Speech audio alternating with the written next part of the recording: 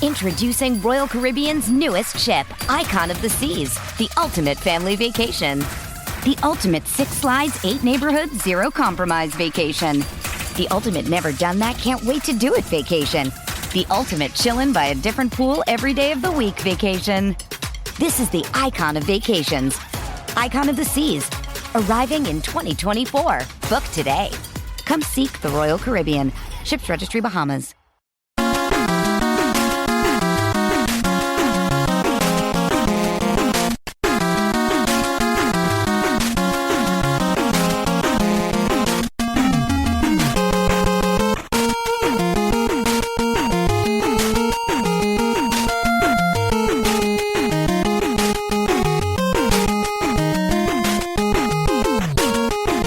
Hockey fans, are you ready to brave the wild? With me, your host, Paladino Joey.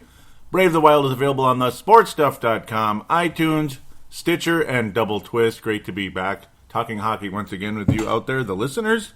Well, the Wild got to a point of 4 games, won 4 wins in a row, and then could not complete the 5-game winning streak that I was hoping for against the St. Louis Blues in XL Energy Center Sunday, March the 6th. So we're going to review 3 games, preview 3 games, and check in on the Iowa Wild and other prospects and such out there. It's like, why not? It's worth it, right?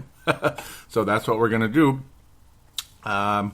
Minnesota Wild head to Toronto Thursday, March the 3rd, and win the game 2-1. A very low-scoring game because, well, Sparks was in net again, wasn't he? Wasn't he, though? Oh, boy. That's just how it goes. Garrett Sparks kept the Wild shut down last time pretty nicely. The Wild winning 1-0 in XL Energy Center back on Thursday, December the 3rd. It's funny how it's Thursday the 3rd again. That's kind of weird. But a very, very, very low-scoring, boring hockey game in XL Energy Center 2 months ago, literally. And then in Toronto, the Wild went 2-1 in a very similar situation. Just slightly higher scoring, whatever. Very few shots on goal for each team. Only 22 shots on goal per team. Of course, totaling 44 for the game. I mean, there are teams out there that attempt 40 shots in a game, or get 40 shots on net in a game. And it's just a pretty low action type of performance for the Wild. Mikhail Granlund and Mikko Koivu able to net the 2 goals during the course of this one. The Wild's power play has been absolutely fantastic, as both of the Wild's goals were on the power play. Mikko Koivu unassisted for his 14th of the year, and then Granlund off another beautiful feed from Thomas Vanek late in the 3rd for his 8th of the season. Ultimately, again, a very uneventful game. I gotta say, I don't have a whole lot to talk about in this one, other than, I mean, the defense was good, I suppose, but you're playing a team that's probably going to get the number 1 pick in the draft, or at least they hope to. It was kind of disheartening when neither team scored in the first period, and then the Wild are down 1-0 after Jake Gardiner had his 6th goal of the year about midway through the second period. But luckily, Mikko Koivu answers it only 4 minutes later, or 3.5 technically. Kind of just a meh game. Didn't really get you too excited, but the good news is at least you can see the Wild will play a little bit of defense under Torch as well. Torchetti, not Torts. That's a different guy, of course. I gotta stop that. Torchetti. So it's not a wide open deal like it was with Todd Richards. I mean, just all offense, no defense whatsoever, and 0 special teams. You're certainly getting a power play now on this club, but the penalty kill, 28th in the NHL as of just a couple days ago, basically, when the Wild were playing the St. Louis Blues and the Buffalo Sabres and such. 28th in the league. That's about as bad as the Wild penalty kill has ever been in the history of the franchise. Remember in the Lemaire days, it was like number 1 in the league? And even under Mike Yeo, it kind of fluctuated all over the place. But then again, what didn't fluctuate all over the place for the Wild over the course of time? David Jones making his debut for the Minnesota Wild on the 4th line. Jason Zucker had not returned quite yet at this stage against the Toronto Maple Leafs. Got some interesting sets of lines for the Wild over the course of as we head into the Buffalo game. That's when things get interesting. I kind of like the lines, and we're going to get into it now. Just more creativity, and, well, the lines are working. And Mike Yeo sometimes would get stubborn and keep the same lines together, and then suddenly he would just move one guy somewhere, and it would kind of get strange. But now you get complete changes, and it's working pretty nicely. Well, I was right about Jason Pominville scoring a goal in the game, but unfortunately It was only on the shootout. It wasn't in the actual gameplay. But, hey, we'll definitely take it.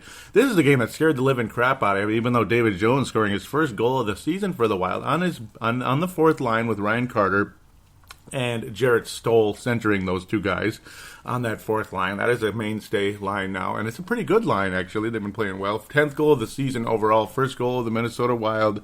Welcome to the Wild, indeed. He can score. He's the most talented guy on that fourth line, ultimately, but it is what it is when you get slowed from ankle injuries and such. Ultimately, Jason Zucker still Jason Zucker did return by this point. I'm getting all over the place, and I apologize.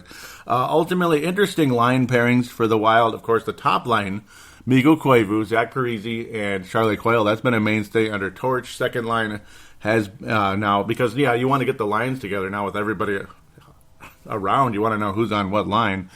Second line is Mikhail Granlund, Jason Zucker, and Thomas Vanek. An interesting group, a couple guys that can definitely score goals when they're on, but inconsistent. It is like the inconsistent line, but when they're on, they're really on if and when that does take place. And they had a couple of moments here and there over the course of the week, but nothing major. Just, nice shot attempts, we'll say. Ultimately, third line, though, has been playing better than most of them, I gotta say. Has been playing better than all of them, actually. Eric Holla at center, Jason Pominville on the right wing, and Nino Niederreiter on the left wing. Very, very outstanding line for the Wild. And, of course, fourth line, Jarrett Stoll, David Jones, and Mr. Ryan Carter. Good lines. It's a nice, complete team, you could say. It's interesting to see the change under Torch and how it's becoming more of a mainstay now. It's not let's try this, let's try that, let's try this. It's more of you kind of know what the lines are, and they're working fairly well for the most part. Very competitive team have been the Wild for the most part during the course of the week. But this Buffalo game was downright scary. This is when you start getting mad at Devan Dubnyk after having a really nice, strong game against the Toronto Maple Leafs. But then again, who wouldn't have a strong game against the Maple Leafs, right? Pretty much. Jack Eichel, one of the 2013 first-round pick. Luckily not the pick that we gave up for Jason Pominville. I repeat, not the pick we gave up for Jason Pominville, because we never possessed the number 2 overall pick in the history of our franchise, and that's what Eichel was. He was Buffalo's original pick, their other pick. We'll talk about that at another time. I'm going to go on a rant about Chuck Fletcher one of these days. I might even go on it in the second segment. We'll see. We'll just have to wait and see, but there was no GM worse than Doug Rice, bro. It's like you look at the history of the franchise, the trades, and the draft picks, that none of them worked out. I mean, it was always with the Doug Rice, bro. First round pick, okay, he played this much, and he was all right. Second round pick, barely made it. And down the line, nobody else made it. 0. It's just unbelievable, Doug Rice, bro. How the hell he lasted 9 years, I don't understand. But you get the idea. I would not be too surprised or too disappointed if Chuck Fletcher ended up losing his job. But at the same time, significant improvement from Doug Risebrough, but still. Yeah. Ultimately, David Jones, though, yes, scored. But then, one of the trades that I'm not too mad at this trade, but I'm mad at the draft pick of the guy. Johan Larsson was a pretty high second-round pick for the Minnesota Wild under Mikhail Granlund, 2010. Very high draft pick. And he's pretty much done a whole lot of nothing in the league. Matthew Hackett, who was the third-round pick in the same draft, ended up going to Buffalo in the Jason Pominville trade, which is, again, a massive trade. He gave up a first rounder and a fourth rounder, or third rounder in that trade. It was just like, the first rounder to this day does not come to fruition in the NHL, but it's only 2 years ago, so you never know. We'll see what happens. The first rounder that ultimately was acquired by Buffalo has not turned into an NHL player yet. But Johan Larsson was 5th goal of the year. Of course, he's going to score, despite the fact he only has 8 points in like 55 games on the year. Very Nino Niederreiter with the New York Islanders, okay, not quite that bad, but you get the idea. Of course, he pokes one through on the power play after a dumb penalty in the second period. Got things started off very frustratingly for the Wild. Nino Niederreiter got a tripping call. Johan Larsson just pokes it through after the Buffalo Sabres getting shots on net. And ultimately, Ristolainen had the shot on goal, and Jack Eichel. What Larsson's doing on the power play for the Buffalo Sabres, I have no idea. I mean, he's one of their worst players. He's a fourth line player. And again, a high second-round pick by Chuck Fletcher, which, okay, yes, you're able to trade him away to get Pominville, but think about it. You used a high second-round pick for the guy, and that's all he is. Just a meh player in the league. I mean, I don't know. But congratulations, 5th goal of the year, Johan Larsson. Way to stick it to the team that drafted you and traded you away. Jack Eichel, one of the best players on the Sabres. In fact, the leading overall scorer for the team. Just a minute later on the power play again. Another dumb penalty. Or actually, no, this was a penalty where a guy was bleeding, pardon me. And it also was Nino Niederreiter, yes. The stick went high, and it caused bleeding on the chin. And ultimately, it was a 2-minute major. It was a double minor, and it's a 4-minute penalty that just keeps going. Unfortunately, and Jack Eichel ultimately able to bury 19th goal of the season. Just a minute later, Buffalo Sabres suddenly up 2-1 on the Wild, as they couldn't get anything past Mr. Leiner of the Buffalo Sabres. Ultimately, just couldn't get anything past him for the longest period of time. The Wild, luckily, late in the third period, were able to get a power play goal from Mikko Koivu. Just getting that puck on net, trying as hard as the Wild can to tie the game up. They were, to their credit, very aggressive in the third period, and on this power play, they knew they had to score here and now. And luckily, the Wild ultimately did pump through. 15th goal of the season on the power play once again for the Minnesota Wild, which is really on a surge of late. It is definitely on a serious surge. Dumba and Suter assisting on it. Koivu powering that shot in there. 15th goal of the year. Thank God the Wild survived. Go to overtime after a Buffalo flurry and a Wild flurry back and forth. Ultimately, when you saw Jack Eichel score right away in the shootout, you thought, oh boy, here we go. Here we go. And then, of course, Koivu couldn't get the puck on net. Evander Kane couldn't score. And then Charlie Coyle saves the day as the Wild had to score there. Whew, very close. Sam Reinhart stopped. Parisi stopped. Fogliano stopped. Thank God. Fogliano. You get the idea. And Jason Pominville buries it against his former club that was willing to trade him away, the bastards, right, for Johan Larsson and Matt Hackett and a first-round pick. Ultimately buries his former club, and the Wild survive in a shootout for the first time since, the Wild have one overtime victory on the season overall. One, and it was in the shootout, not in overtime, so it's their second shootout victory in the season since way back in the early part of the year in October. The Wild finally survived in the extra periods basically, after nobody could score in overtime, and the Wild get the job done and, tie the season series, thank God. But Buffalo winds up with 3 points and the Wild with 2. So technically, if this was a little 2-game series in college hockey, Buffalo won. Ouch. Gotta love that. Yeah, you lost to Buffalo. Yep, but let's give them another draft pick, right? Let's just give them another one. Let's give them 2 more for Matt Moulton and Cody McCormick. But I'm not bitter about that trade. It was a fair trade. It was completely fair. Come on, who needs second round picks anyway? We're not trying to run a daycare here, are we? Come on. We're ready to win now. Stop trading away all the draft. Don't stop. Don't just trade them all away. Who cares?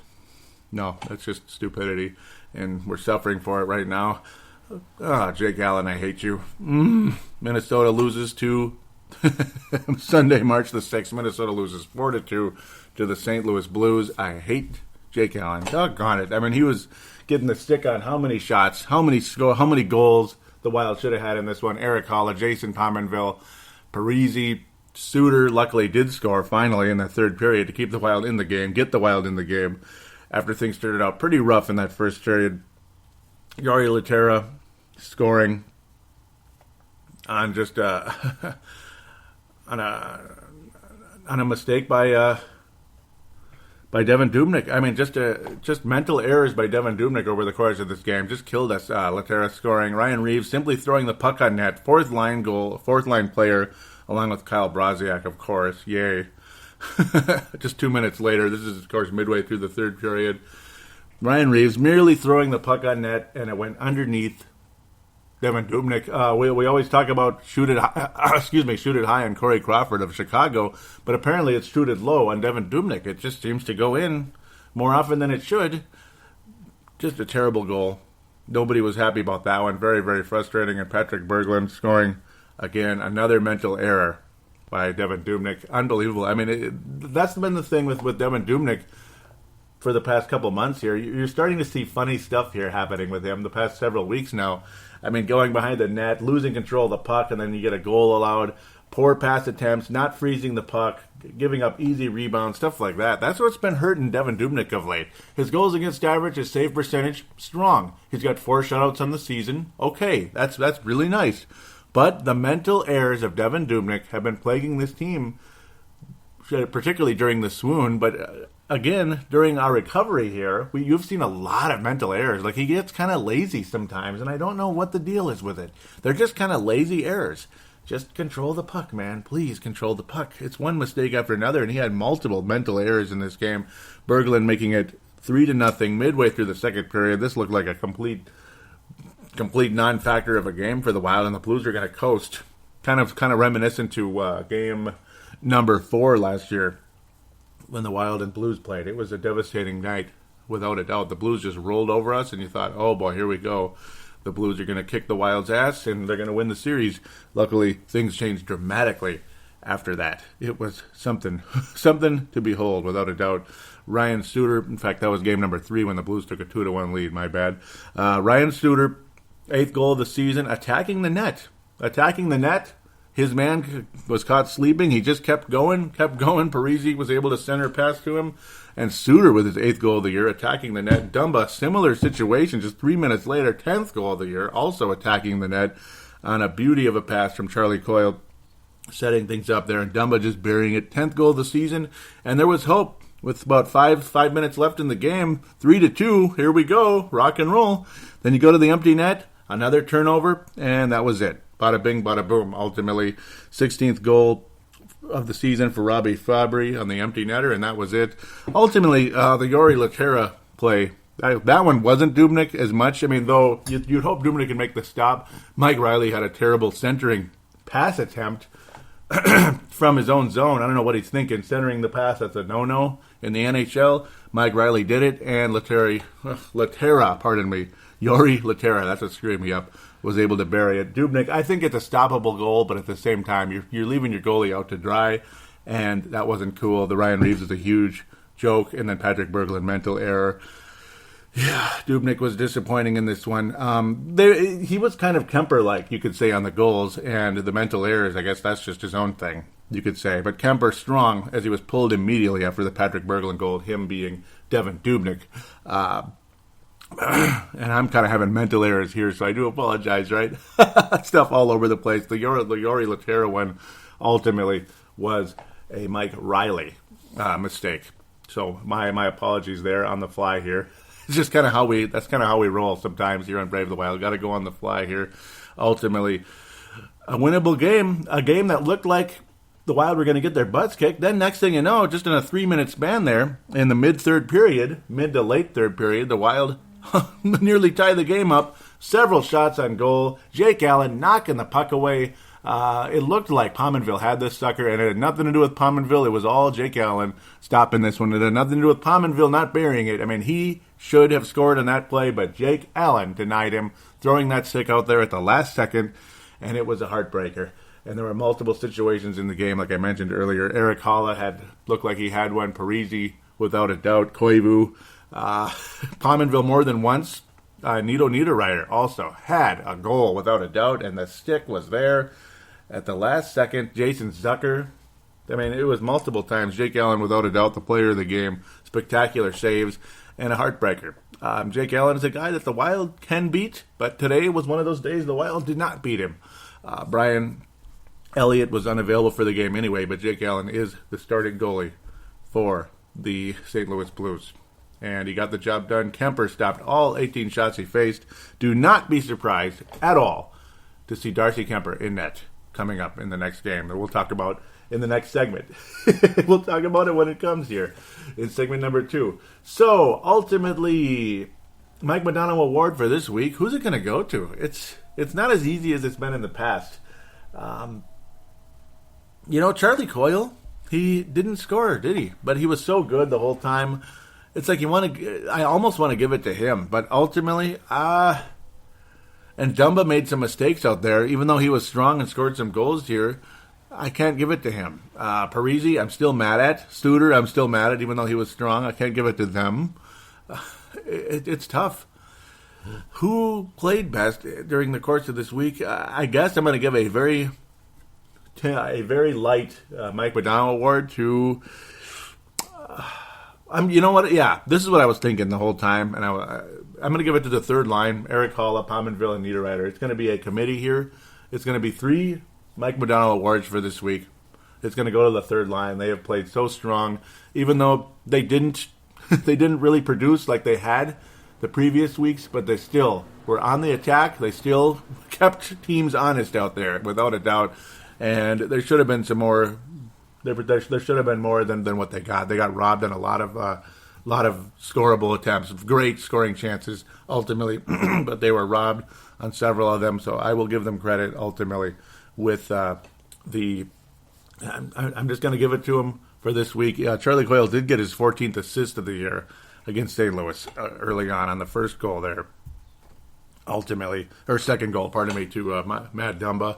So he finally got his 14th assist. So it's like years past he had more assists than goals. Now he's getting way more goals and not getting any assists. But eventually it'll all even out, and Coyle will be a 60-point guy out there. I think that's where he's headed. Hopefully he can get to 50 this season. We'll see.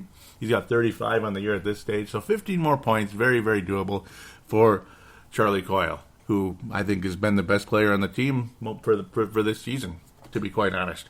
The James Shepard Memorial, it's going to go to Devan Dubnyk. I mean, several mental errors, some weak goals given up, and this game, the Wild needed to win this game. I mean, okay, you don't want to keep saying every game is a must-win, but they kind of are. And if you beat the St. Louis Blues in a situation like that at home, I mean, take care of business, damn it. Just get it done. Win the game. And the Wild did not get it done, and Devan Dubnyk let him down. It was kind of like Kemper last year out there, honestly. Goals that happened early, mistakes, weak goals, like the Ryan Reeves, that was definitely a Kemper mental error type of goal. But maybe Darcy Kemper will be ready to roll for a couple games here. Give Dubnyk a little rest, kind of gather himself, get it back together, and rock and roll. But Devan Dubnyk for this week, you, my friend, are getting the James Shepard Memorial. With that, we'll take a break, come back for segment number 2, preview 3 games, talk about the Wild prospects a tiny bit more in-depth, not over the top, but you get the idea. I'm going to get to more guys that we haven't talked about as much over the course of the season. So we'll be back right after this.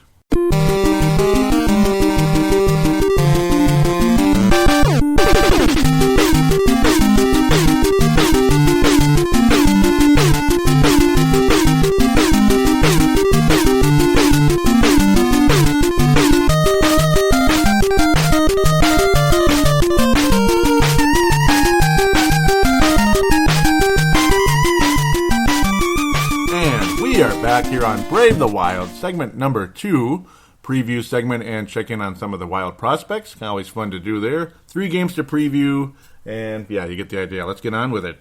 On Thursday, March the 10th, the Minnesota Wild host the Edmonton Oilers. That's right, the Oilers come to town to try to keep that well-oiled machine rolling for the Wild, right? Okay, that's cute, right? Oilers continuing to improve long-term. You get all kinds of promise on this roster. Of course, Ryan Nugent-Hopkins not available with hip surgery, or his hand. I'm looking at the wrong guy there. See, I keep doing this. Benoit Pouliot day to day, but Benoit Pouliot will probably play, and he'll probably score a goal, right? That's kind of like the Wild's history against the former draft picks. Connor McDavid is he's the future there. Yakupov, again, another up-and-comer. Rumors that the Wild were trying to trade for him. Maybe the Wild will trade for him in the offseason. You never know.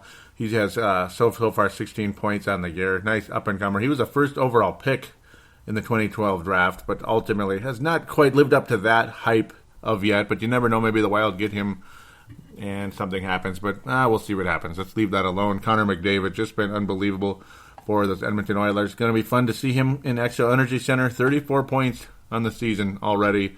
And crazy, just unbelievable numbers. He's only been with the Oilers for 31 games so far, and he's already got 34 points, 13 goals, 21 assists, and his goal scoring ability is off the charts, and he continues to get assists. Maybe he's the new Gretzky. Born in 1997. I can't believe that. You know what? I got my driver's license in 97, and technically I was kind of, sort of, just a little bit a late bloomer with that. Like, I was a little bit late, maybe a year or two late getting my driver's license compared to other people. And 97, Jiminy Christmas, man. The guy's got quite a long future ahead of him, doesn't he? And he is a scoring son of a bitch. He really is. 34 points on the season.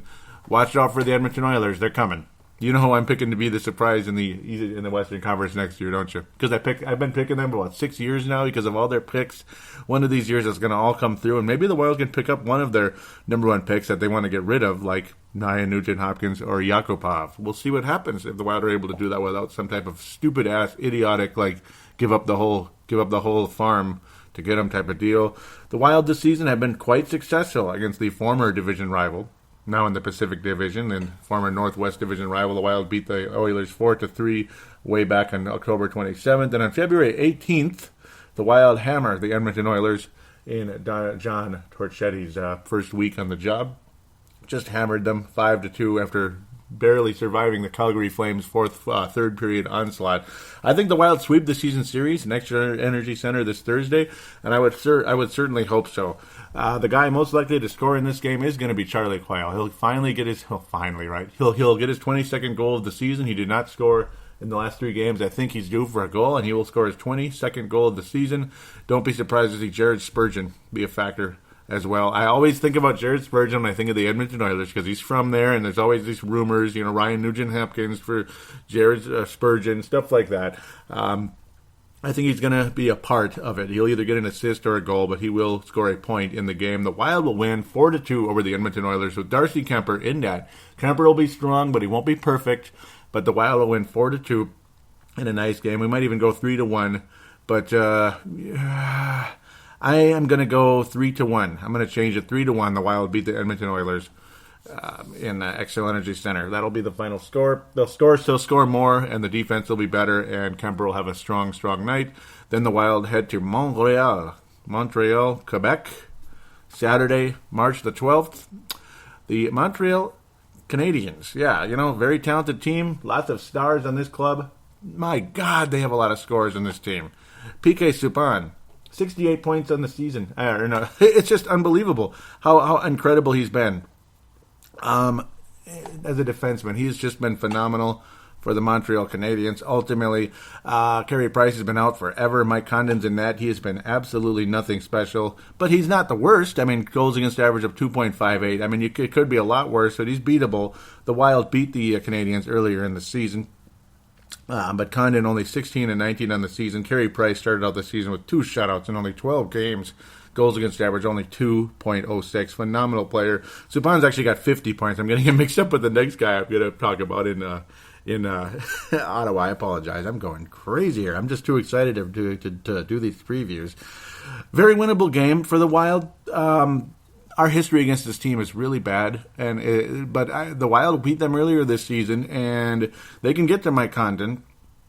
They have lots of scores, but the injuries are off the charts.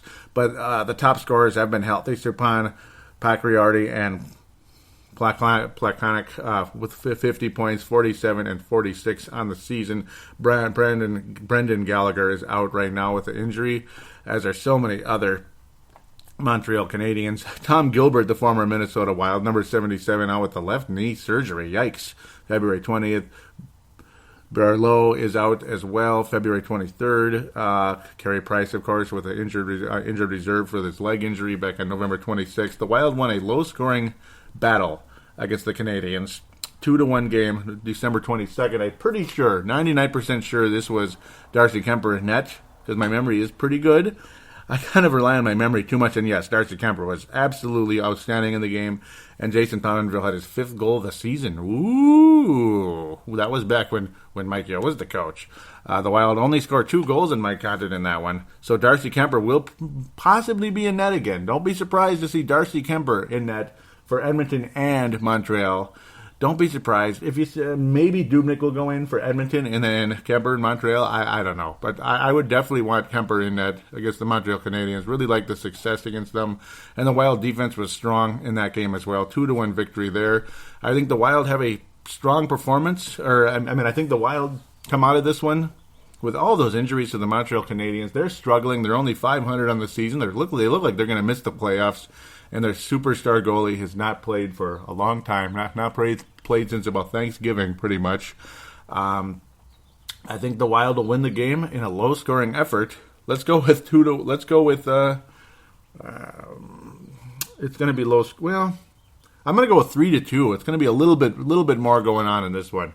It won't be as low scoring, but still semi-low scoring. The Wild will win the game 3-2 over the Montreal Canadiens. The most likely guy to score in this one, well, I think don't be surprised to see Marco Scandella be a factor. It's Montreal. That's his hometown, if you can believe it. He doesn't look like he's from Montreal. Doesn't talk like he's from Montreal, like Pierre-Marc Bouchard. Guys like that. Doesn't really talk French-Canadian like, but he's from there originally. But Marco Scandella will be a part of things. I think the most likely guy to score against the Canadiens is Mikko Koivu. How about that? That's a weird one, huh? Mikko Koivu, most likely guy to score against the Montreal Canadiens. A 3-2 win for the Wild. Ottawa Senators, well, Tuesday, March 15th, the Wild's history against this club stinks. A very talented team. They recently lost a 2-1 game to the Dallas Stars. Wow. With an offense like Ottawa's, 2-1 Dallas. The Wild have not played Ottawa yet this season. And now, again, this is Tuesday, March 15th. This is the final game before the next show. And then the Wild wrap up the season, a very brief season series on March 31st at home in Xcel Energy Center. This team can score goals, but again, injuries possibly could hurt this club.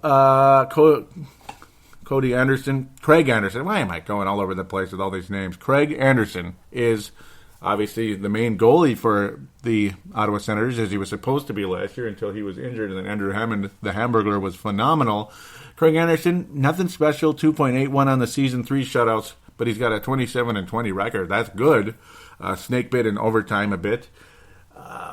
But it's more of an offense-first type of team, I would have to say. I mean, you think.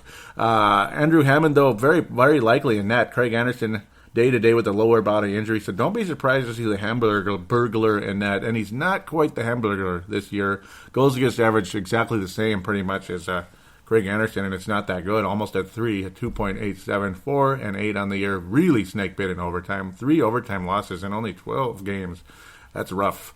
That's pretty rough.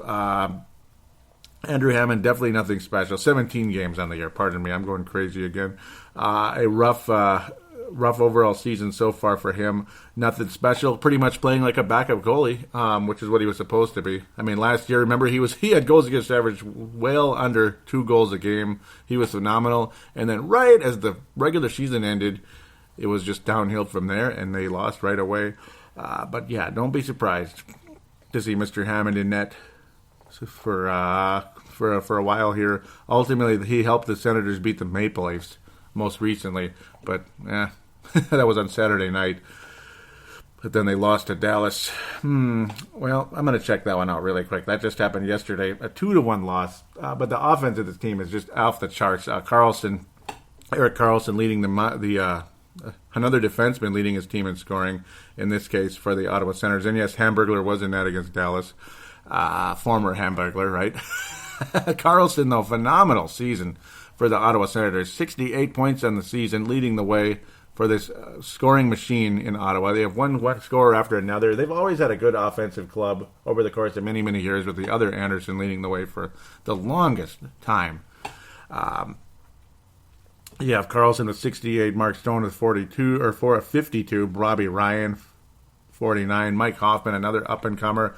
This team really capitalized on the 2009 draft and such, where the Montreal Canadiens really capitalized on the 2007 draft. A lot of their stars are from that same draft, and they've all really turned out to be great players for that team. A very strong scoring club. I don't think the Wild are going to beat Ottawa. I'll go with 3-2 loss for the Wild in this one, and don't be surprised if Dubnyk's back in net. And I hate to do this to him, but I think the Wild will lose 3-2 to the Ottawa Senators. The most likely guy to score against the Senators. Well, who should we go with in this one? Should I go with the crazy one? Sorry, that was bad. I'm going to go with not anybody too crazy. Let's go with Jason Pominville. He'll score his 13th goal of the season, but it'll be bad luck because it's number 13, and the Wild will lose to the Ottawa Senators. on Tuesday next week here, unfortunately. So there you go. I don't think the Wild will survive that one. 3-2 loss. Do you think the Wild could beat them? It's a very beatable team. Hamburger is very, very beatable. Remember, the Wild even beat them when Hamburger was unbelievable. But, of course, at the same time, Dubnyk was the other version of Hamburger over here in the Western Conference. Not quite the same this year. I think the Senators win 3-2, unfortunately for the Wild, but we'll see if I'm wrong. So it'll be kind of similar to last week where you win the first two and you lose the final one. That's where I'm standing right now. There it is. So let's check in on some of the prospects ultimately here. So Alex Tuch, let's keep up with him again. Pardon me for these noises here. Stuff going off in the background. In 33 games, Alex Tuch has, he's reached his point total from the season before with Boston College. 4 games to play still on the season. In comparison, 28 points on the year for Alex Tuch. Ultimately, 13 goals, 15 assists for him. Who was else I going to look at here? Joel Eriksson Ek. I was looking him up and such on YouTube. He's quite the goal scorer. He really is. He's more of a goal scorer than an assister at this stage. I think he's going to have a nice career with the Wild. He is It's like he's going to be a better Koivu, I think. He might end up being well beyond that. Only 15 points in 41 games, but in that Swedish league, ultimately, a lot of players tend to score a hell of a lot less over there in Europe. It's just a different game. It's very different, very physical. He's a +7 on the year for his club there. Joel Eriksson Ek, the 20th overall pick in the 2015 draft. He might be the guy that saves Fletcher's job, or maybe it'll just be too late. Another guy, though, I'm quite impressed with so far. The 50th overall pick, second-round pick for the Wild in 2015 over at Boston University, the other Boston, is Jordan Greenway. Big, strong guy. He'll get the penalties and such. He's at +15 on the season, 25 points. He's got 20 assists in 36 games, 5 goals on the year. Not really a goal scorer, but he'll really set people up from the left wing. A very powerful power forward. Maybe he can add some scoring as well for the Potsdam, New York native. We'll see what happens. 6'5", physical guy. He may end up being one of the more valuable players for the Wild in the years to come. I just have a feeling about him. I mean, like when I see what I see out of him, it's going to be fun to watch, I think. I just got a good feeling about him. So checking in on some of those important pieces out there. Greenway, a guy definitely to keep an eye on over there in Boston University.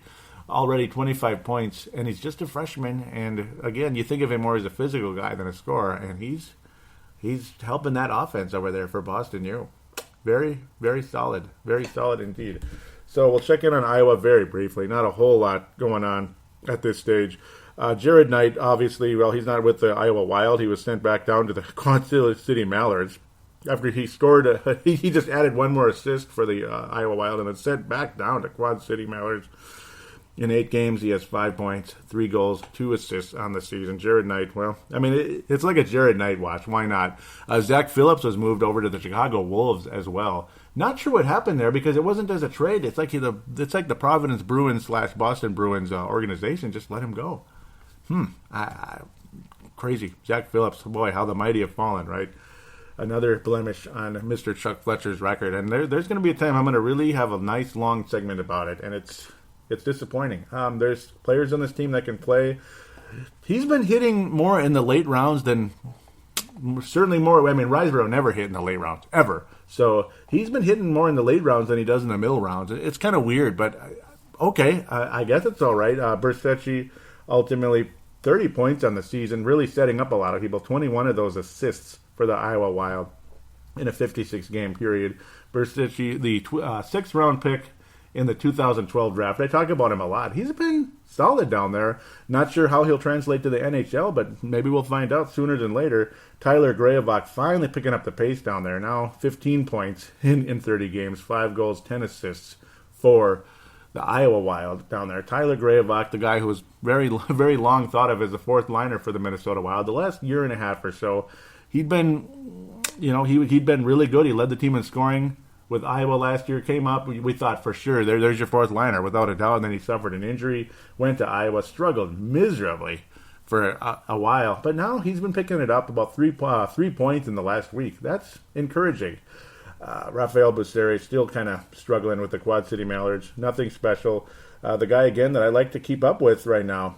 Very exciting. And a possible replacement for Darcy Kemper should Darcy want to move on to a different team because he wants to be a starter. Not sure if he's ready to be a starter. I don't know if he's consistent enough. But if that's the way he's thinking and that's the way his agent wants it and all that good stuff, he wants to get a bigger contract with another team, or just to get more playing time to earn a bigger contract, possible trade in the offseason or something, or maybe next year. A guy to possibly replace him, long story longer, again, Steve McCulloch, a guy I've mentioned last week, I believe for the first time.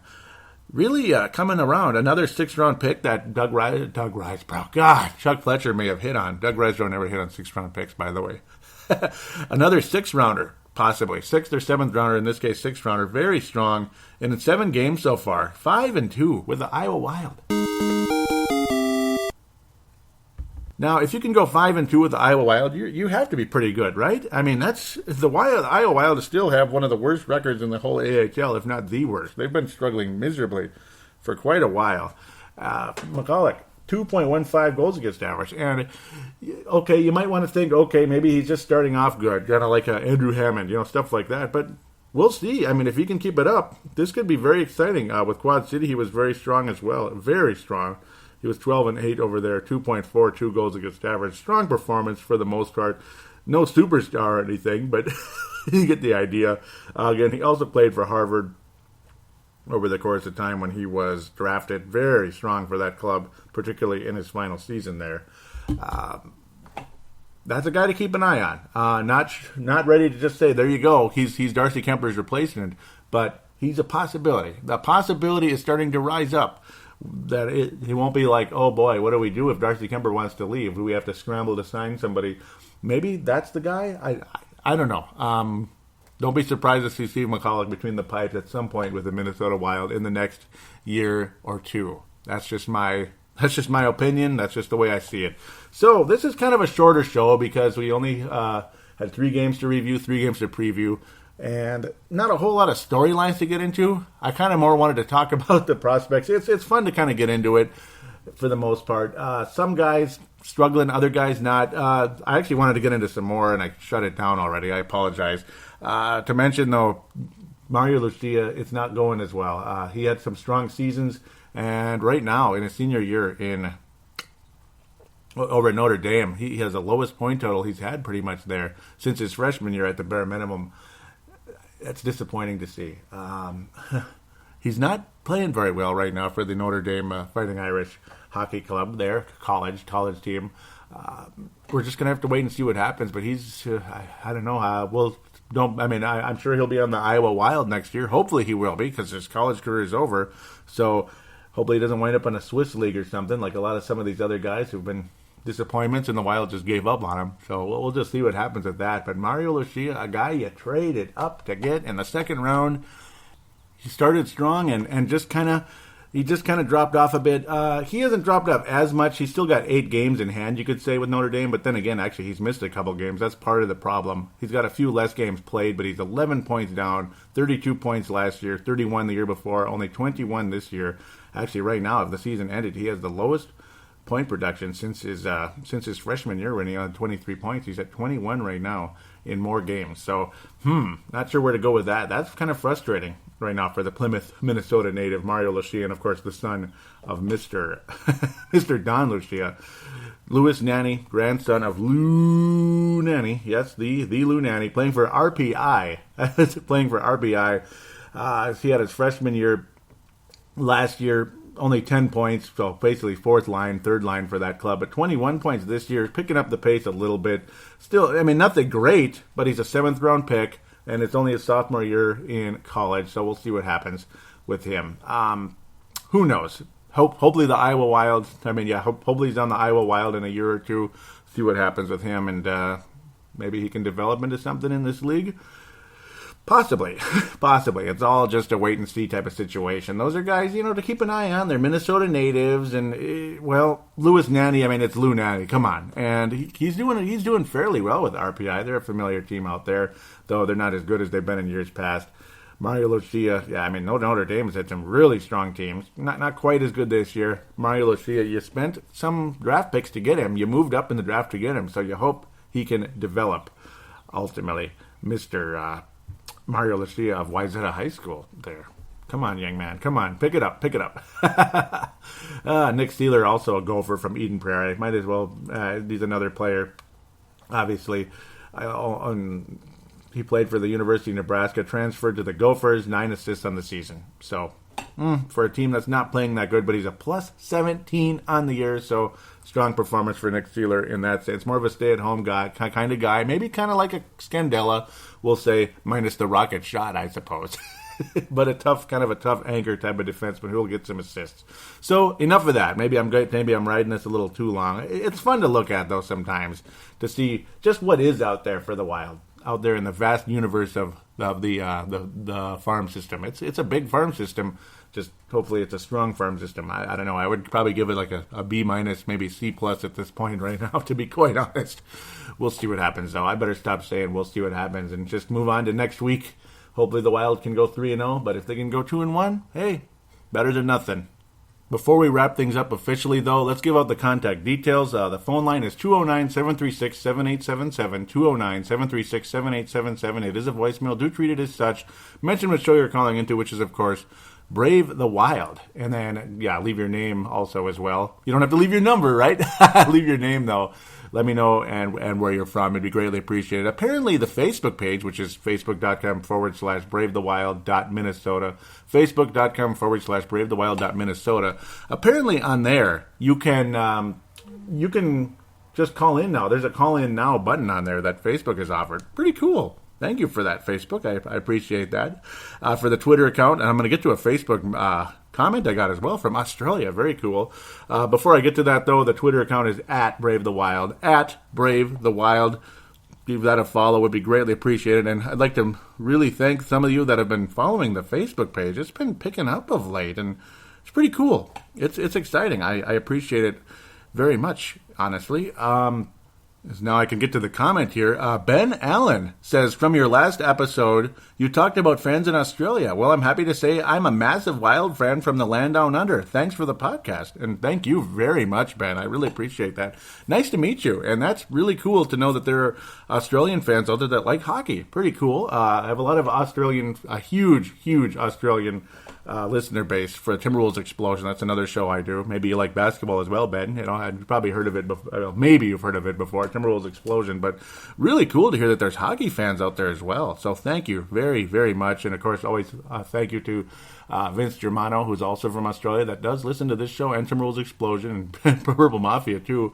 Tene Brown from New Zealand, who does the same. Thank you guys so much. I mean, you guys, literally, you're the backbone of Timberwolves Explosion at the bare minimum, if not all of my shows. I mean, Australia is a very special country to everything I do in the media, which is, of course, an alternative media via the podcasting world. You guys are just, I couldn't be here without you. I would have probably walked away by now, without a doubt. So thank you very much, Ben. I really, really appreciate that. With all that, I want to wish you all a nice week and big success for the Wild. Hopefully they go 3-0, but 2-1's better than nothing, right? So with that, we'll wrap things up and talk to you next week.